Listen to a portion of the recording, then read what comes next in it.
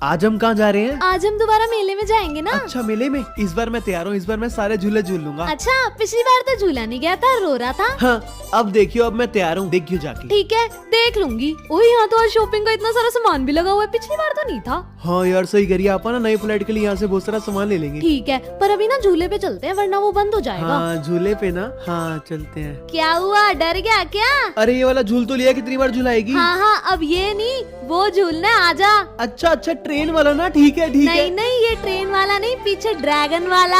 यार एक काम करते हैं, पहले ट्रेन वाला झूलते हैं, ड्रैगन वाला बाद में झूल लेंगे। चल ठीक है पहले ट्रेन वाला ही झूल लेते हैं फिर तेरी तसल्ली के लिए। चल आजा, पहले ट्रेन वाला झूलते हैं, स्टार्ट होने वाले, आजा आजा आजा। डरपोक सा। गाइस नेक्स्ट पार्ट के लिए चैनल को सब्सक्राइब करें।